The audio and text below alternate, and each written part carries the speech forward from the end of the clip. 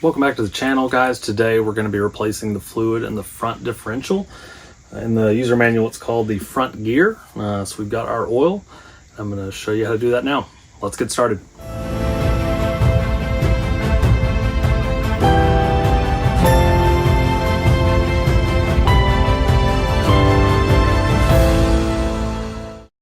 Okay, first just want to give you a lay of the land underneath here. So over here is my front passenger, front driver, and then there's the rear of the truck there. So we're looking here at the front. You can see there's a skid plate here, and then the front differential is this right here. Over here on the driver's side,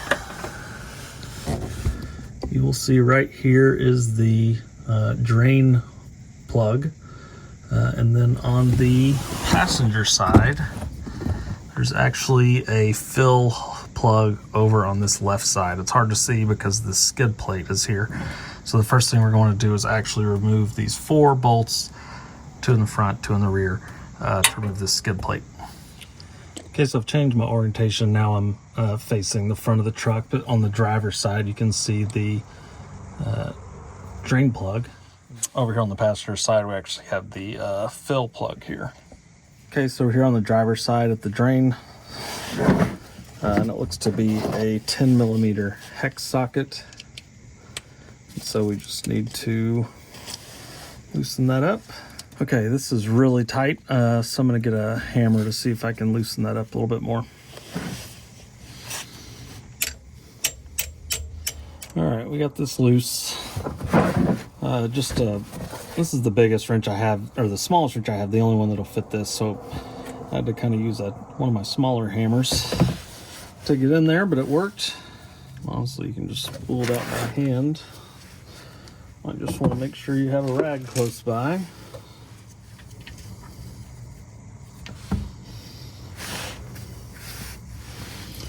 You can kind of see the color of that. It is greenish, green brown, but certainly needs to be changed.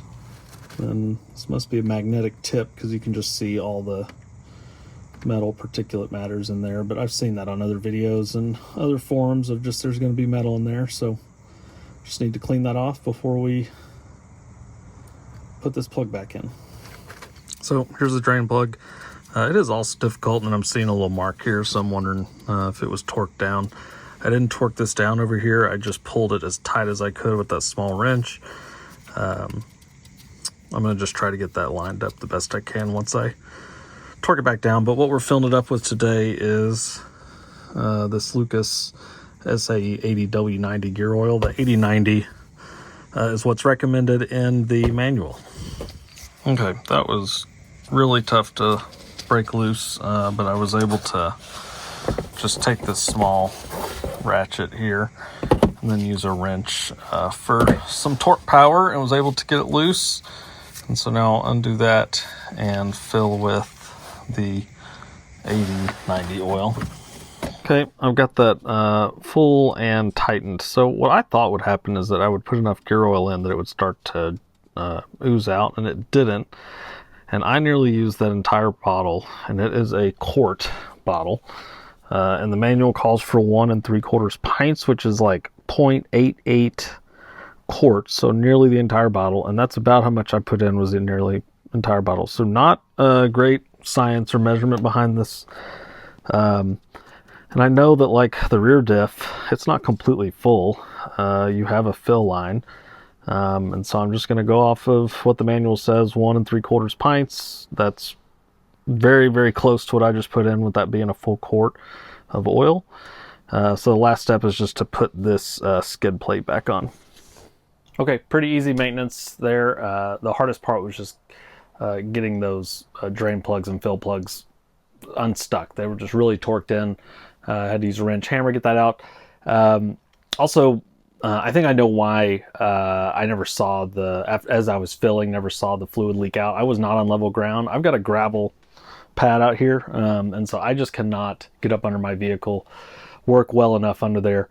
I feel pretty confident in my measurements, however estimated there were.